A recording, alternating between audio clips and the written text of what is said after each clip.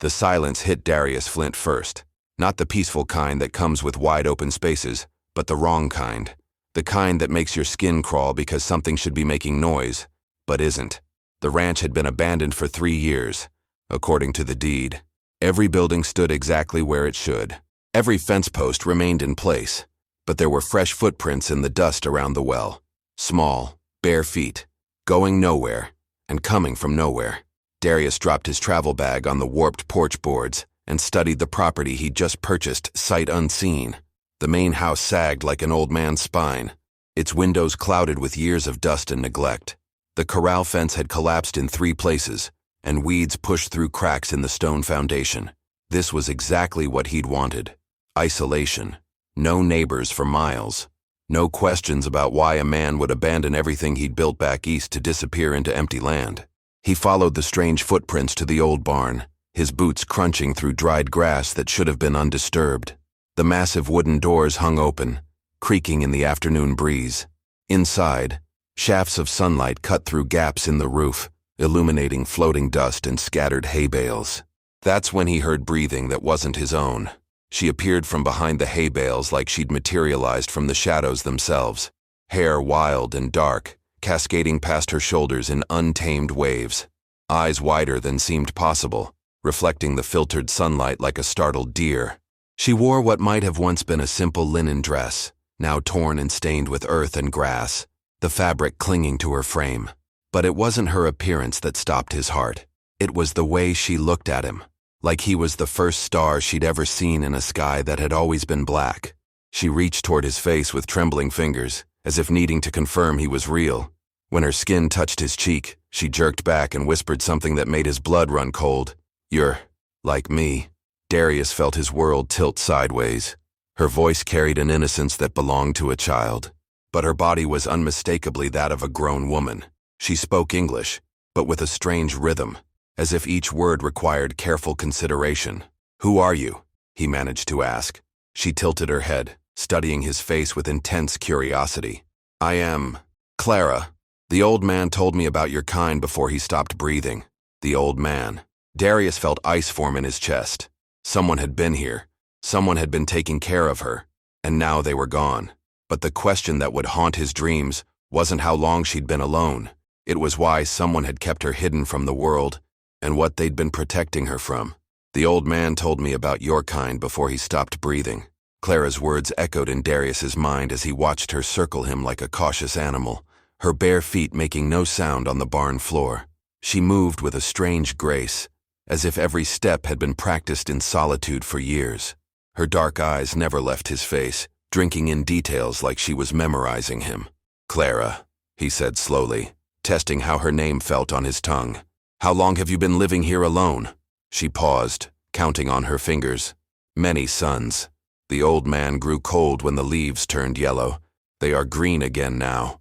Her speech was careful, deliberate, each word chosen with the precision of someone who rarely spoke aloud. "Autumn to spring. 6 months, maybe more." Darius felt his chest tighten. She'd survived an entire winter by herself, in buildings that barely stood upright. "Who was the old man?" "Your grandfather?" "He said I should call him Papa, but his eyes were different from mine." Clara touched her own face, tracing the line of her cheekbone. "He told me stories about people like you, people who live in the big stone caves far away. He said someday, one might come here. People like you." The way she said it suggested she understood she was human too, but had never seen proof until now. Darius studied the barn around them, noticing details he'd missed before. In one corner, a neat pile of blankets formed a makeshift bed. Wooden bowls and cups sat arranged on a shelf made from an old board. Someone had been teaching her to survive, but keeping her completely isolated. "Clara, do you know why you never left this place? Why Papa kept you here?" Her expression darkened, and for the first time fear flickered across her features. "Papa said the outside was poison, that people like you would hurt me if they found me. He said I was different." She wrapped her arms around herself, the torn dress pulling tighter across her curves. "But you don't look like you want to hurt me." Darius felt anger building in his chest. What kind of man keeps a girl prisoner her entire life, feeding her fear about the outside world? But as he looked at Clara's innocent face, another possibility struck him like a physical blow. Maybe Papa wasn't protecting the world from Clara. Maybe he was protecting Clara from the world. "Show me where Papa is buried," Darius said quietly.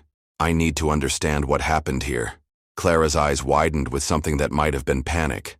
I cannot." "Why not?" She backed toward the barn door, her breathing becoming rapid and shallow. "Because I never buried him. When he stopped breathing, I was too frightened to touch him. I thought if I waited long enough, he would start again." The implications hit Darius like a thunderbolt. Somewhere on this property, in one of these crumbling buildings, lay the decomposing body of the man who'd raised her. And Clara had been living with that reality for months, too terrified and innocent to understand what death actually meant. "Because I never buried him. When he stopped breathing, I was too frightened to touch him. I thought if I waited long enough, he would start again." Darius felt his stomach turn. The sweet, sickly smell he'd noticed when he first walked onto the property suddenly made horrible sense. Somewhere in one of these buildings, a corpse had been decomposing for months while Clara lived alone, not understanding that death was permanent. "Clara, show me where he is." His voice was gentler now, recognizing the trauma she'd been carrying. "I'll take care of him properly." She shook her head violently, backing further toward the door. "No. Papa said never to let strangers near his resting place. He said bad men would come looking for what he buried there." What he buried there? Darius's pulse quickened. Papa hadn't just been hiding Clara from the world. He'd been hiding something else. Something valuable enough to warrant paranoia about strangers. "I'm not a bad man, Clara. I just want to help you." Darius took a careful step forward, noting how she flinched at his movement. "You've been alone for months. You need proper food, clean water, and someone to teach you about the world Papa kept from you." "Papa kept me safe," she whispered, but doubt had crept into her voice. "He said the outside was full of violence and greed, that men would use me and throw me away." The words hit Darius like a physical blow. Whatever Papa's reasons for isolation, he'd filled Clara's head with terror about human nature. Looking at her torn dress and the way she held herself, Darius wondered if Papa's protectiveness had crossed other lines. "Not all men are like that," he said carefully. "I came here to be alone just like Papa did. I'm not looking to hurt anyone." Clara studied his face with those impossibly wide eyes, as if trying to read the truth written there. "Papa's body is in the root cellar beneath the house. I put blankets over him when the smell became too strong, but I was afraid to go down there again." The root cellar. Perfect place to hide valuables along with storing food. Darius nodded slowly. "I'll handle that. But first let me ask you something. Did Papa ever show you anything special? Something he said was important to keep hidden?" Fear flashed across her features again. "He said I must never tell anyone about the metal boxes. He said men killed other men for what was inside them." Metal boxes. Darius felt pieces of a puzzle clicking together. Papa hadn't just been a hermit raising an isolated girl. He'd been sitting on something valuable, something worth killing for. Gold, most likely, or money from some past crime. Clara wrapped her arms around herself tighter. "But Papa is gone now, and you're here, and I don't know what I'm supposed to do anymore." For the first time since finding her, Darius saw Clara not as a mysterious wild woman, but as what she truly was, a frightened, confused girl who'd lost the only family she'd ever known. The question was no longer what Papa had been hiding. The question was whether Darius was about to become Clara's salvation or her doom. The question was no longer what Papa had been hiding. The question was whether Darius was about to become Clara's salvation or her doom. Darius studied Clara's face, seeing the war between fear and desperate hope playing out in her expression. She needed help, but Papa's warnings about dangerous men had taken deep root. One wrong move, and she might bolt into the wilderness and disappear forever. "Clara, I want you to stay here in the barn while I go into the house," he said, keeping his voice calm and steady. "I'll take care of Papa's body first. Then we can figure out what comes next." She nodded quickly, relief flooding her features. "You won't look in the metal boxes?" "Not without your permission." The lie came easily. Darius had his own reasons for disappearing to this remote ranch, and they had nothing to do with being a good man. But Clara didn't need to know that yet. The main house sat under the brutal afternoon sun, its weathered boards radiating heat. Darius found the root cellar door around back, a heavy wooden hatch that had been left slightly ajar. The smell hit him immediately, sweet decay mixed with something else, something metallic. He lit a kerosene lamp from the kitchen and descended the narrow wooden steps. Papa's body lay wrapped in quilts against the far wall, reduced to mostly bones and dried skin. But it was what Darius saw beyond the corpse that made his blood race. 3 metal strongboxes sat partially buried in the dirt floor. One had been pried open, revealing stacks of paper money and small leather pouches that could only contain gold dust or nuggets. More wealth than most men saw in a lifetime. But there was something else. A leather journal lay open beside the boxes, its pages filled with careful handwriting. Darius lifted it closer to the lamp and read the final entry. Clara grows more beautiful each day. Too beautiful. I've kept her safe for 19 years, but I cannot protect her forever. The men who are hunting me will come eventually, and when they do, they cannot find her. If something happens to me, may God forgive me for what I've done to her. 19 years. Clara had been isolated her entire life. Papa hadn't just found her or taken her in. He'd raised her from birth in this prison of protection. But protected from what? And who had been hunting Papa? Footsteps creaked overhead. Clara's voice called down, trembling with anxiety. Darius? Are you safe down there? Safe. The word struck him as absurd. He was standing over a decomposing corpse next to a fortune that someone had been willing to kill for, while a beautiful, innocent woman waited upstairs, a woman who trusted him completely because she had no understanding of how dangerous men could be. Papa's journal contained more answers. But as Darius reached for the next page, a new sound froze his blood. Horses approaching fast. Multiple riders. Clara's scream from above told him everything he needed to know. The men Papa had been hiding from hadn't given up. They'd found the ranch. And now they'd found Clara. If this story is touching you in any way, don't forget to hit the like button, share it with someone who loves a good Western tale, and subscribe to the Western Redemption channel. Every single day at exactly 10 a.m., a brand new story drops, packed with emotion, justice, and redemption. So turn on the notification bell and don't miss the next chapter, because out here in the West, no one waits around. Clara's scream from above told him everything he needed to know. The men Papa had been hiding from hadn't given up. They'd found the ranch. And now, they'd found Clara.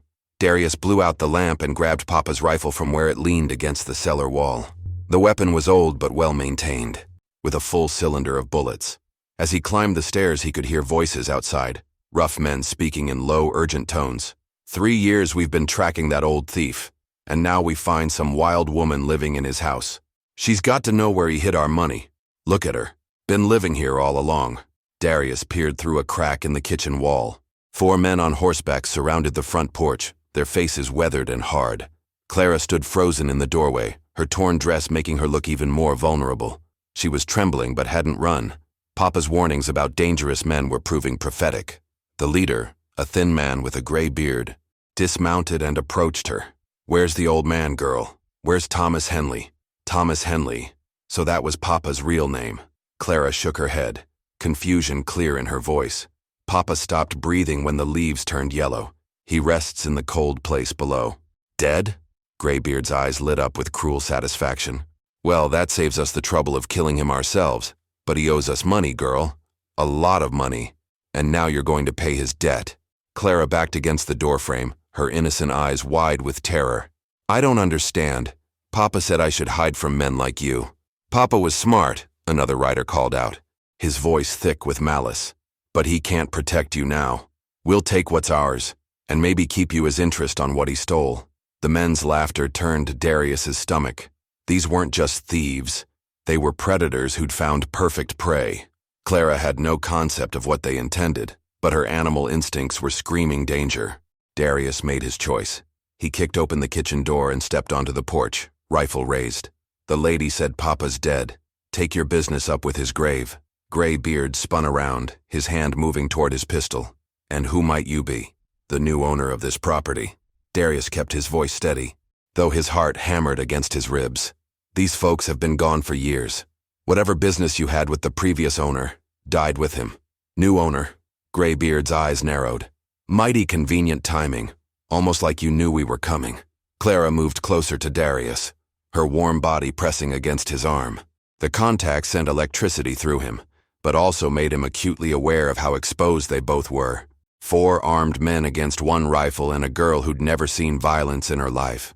I bought this place from the county, Darius lied smoothly. Fair and legal. If you've got a problem with that, take it up with the land office. Graybeard studied them both, his weathered face calculating odds. Funny thing about Thomas Henley, he stole $30,000 in gold from our mining operation. That gold's gotta be somewhere on this property. $30,000. More than Darius had seen in the strongboxes. Which meant Papa had spent some of it, or hidden the rest elsewhere. The question now wasn't whether these men would search the ranch. The question was whether Clara and Darius would survive long enough to see sunset. The question now wasn't whether these men would search the ranch. The question was whether Clara and Darius would survive long enough to see sunset. Graybeard gestured to his men, who began spreading out to flank the porch. Here's what's going to happen, friend. You're going to put down that rifle, and the girl's going to show us where Thomas hid our gold. Then maybe we'll let you both live. Clara's fingers gripped Darius's arm tighter. Her voice was barely a whisper. What do they want from me? Nothing good, Darius murmured back, his mind racing through options. 4 against 1 were impossible odds in an open fight. But these men didn't know the property like Clara did. They didn't know about the root cellar, or the network of old mine shafts that Papa had mentioned in his journal. Tell you what, Darius called out, lowering his rifle slightly. The girl doesn't know anything about gold. She's been living wild since the old man died. But I found some interesting things when I was cleaning out the house. Graybeard's eyes sharpened with greed. What kind of things? Maps. Drawings. Looks like your friend Thomas was more careful than you thought. Darius took a calculated risk. But they're inside, hidden where only I know how to find them. One of the riders, a young man with nervous eyes, spoke up. Could be lying, boss. Could be stalling for time. Could be, Graybeard agreed. But 30,000 in gold is worth checking out. He looked back at Darius. You go inside and get these maps. The girl stays out here with us. Insurance, you understand. Clara's grip tightened to the point of pain. Darius could feel her trembling against him, her breath coming in quick. Frightened gasps. Leaving her alone with these men wasn't an option. She comes with me, Darius said firmly. Girl's half wild, doesn't trust strangers. You spook her, she might run off into the hills. Then nobody gets what they want. Graybeard considered this, his weathered face calculating. 5 minutes. Both of you inside. My men will be watching every window and door. Darius nodded and guided Clara through the kitchen door. Once inside, he pressed his mouth close to her ear, breathing in the scent of her hair. Can you get to the barn without them seeing you? There's a loose board in the back wall of this room, she whispered back. Papa made it for me to crawl through if bad men came. Smart man, that Papa. Even in his paranoia, he'd prepared escape routes. When I tell you to run, you go through that board and hide in the mine shaft behind the big rocks near the creek. Don't come out until I come for you. Clara's dark eyes searched his face. What about you? For a moment, Darius forgot about the armed men outside, forgot about the gold, forgot about everything except the way Clara looked at him with complete trust. This beautiful, innocent woman believed he would protect her, even though she barely knew him. I'll handle them, he said, surprised by how much he meant it. Clara rose on her toes and pressed her lips softly against his cheek. The kiss was chaste, grateful, but it sent fire through Darius's veins.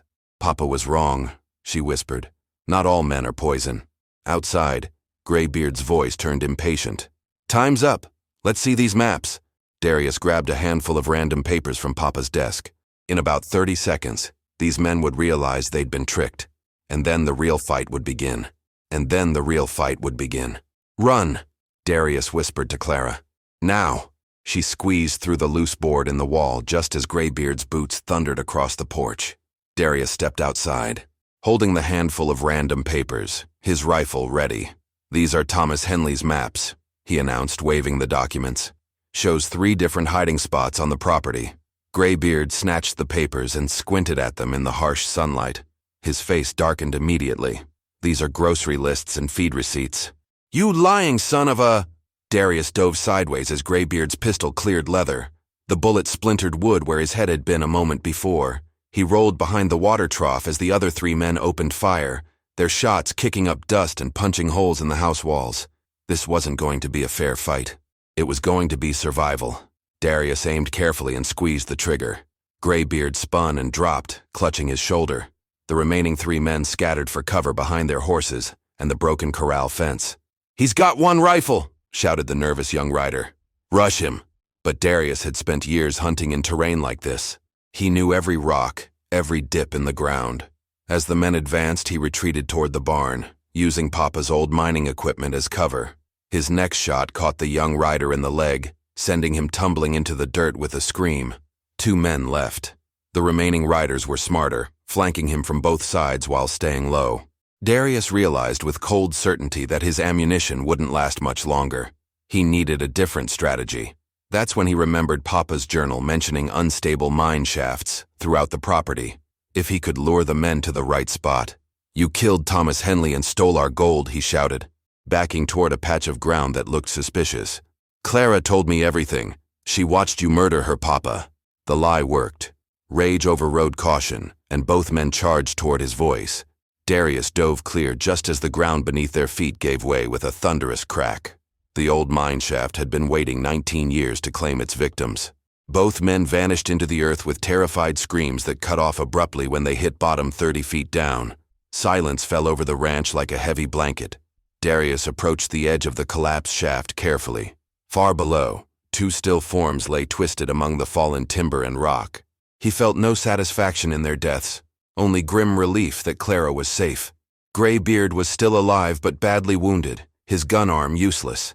The young rider crawled toward his horse, leaving a trail of blood in the dust. "The gold!" Graybeard gasped. "Where is it?" Darius looked down at the man who had terrorized Clara, who had come here with violence and greed. "Thomas Henley's debt dies with him. Find another way to get rich." He walked away, leaving Graybeard to choose between bleeding to death or crawling away like his companion. Clara emerged from the rocks near the creek, her dark eyes wide with disbelief. "They're gone? They're gone." Darius set down his rifle and opened his arms. Clara ran to him, pressing her face against his chest as if trying to confirm he was real and unharmed. For the first time since arriving at the ranch, Darius felt something he hadn't experienced in years, the desire to protect something more valuable than his own survival. For the first time since arriving at the ranch, Darius felt something he hadn't experienced in years, the desire to protect something more valuable than his own survival. 3 weeks later, Clara stood in the general store of the nearest town, her fingers tracing the smooth fabric of a blue dress. She wore her hair braided now, and proper shoes that Darius had bought her. The wild, frightened girl from the barn had transformed into a young woman discovering the world beyond Papa's warnings. "It's beautiful," she said, her voice still carrying that careful cadence of someone choosing each word deliberately. "But are you certain we can afford such things?" Darius smiled, remembering the remaining gold they'd found in Papa's strong boxes. Thomas Henley had stolen $30,000, but he'd only spent half before his death. The rest would give Clara and Darius a comfortable start at their new life. "We can afford it," he assured her, then leaned closer to whisper. "Besides, you deserve beautiful things after 19 years of torn dresses." Clara blushed, a sight that never failed to make Darius's chest tighten with unexpected tenderness. Over the past weeks, he'd watched her absorb each new experience with wonder. Her first taste of store-bought candy, her first glimpse of other women, her first understanding that the world contained more kindness than Papa's fears had allowed her to believe. The shopkeeper, a kind woman named Mrs. Henderson, wrapped the dress in brown paper. "You two make a lovely couple.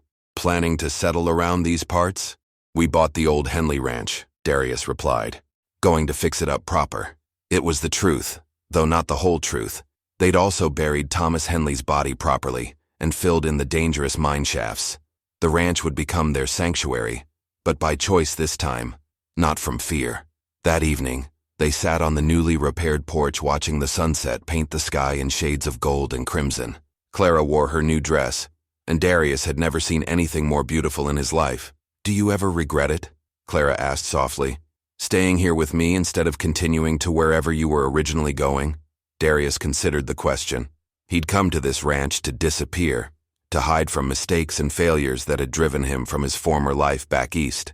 Instead, he'd found purpose in protecting Clara, in teaching her about the world, in building something meaningful from the ruins Papa had left behind.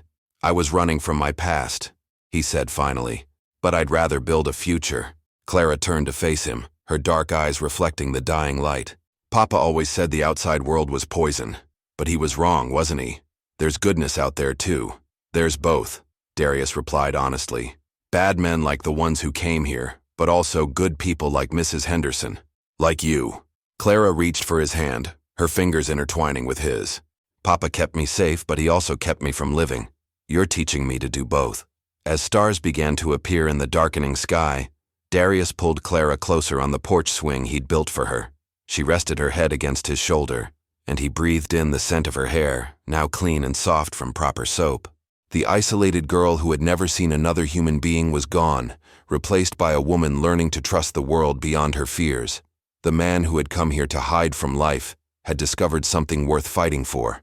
Tomorrow, they would continue repairing the ranch, planning their future together. But tonight, under the vast western sky, they simply held each other and marveled at how two broken people could become whole. The old ranch was no longer a place of secrets and sorrow. It had become a home. If you enjoyed this story, click the video on your screen now to watch another unforgettable tale from the frontier, where courage and destiny collide in ways you never expected. Don't forget to subscribe and consider a super chat to help us keep bringing you more stories like these. Your support means everything to us.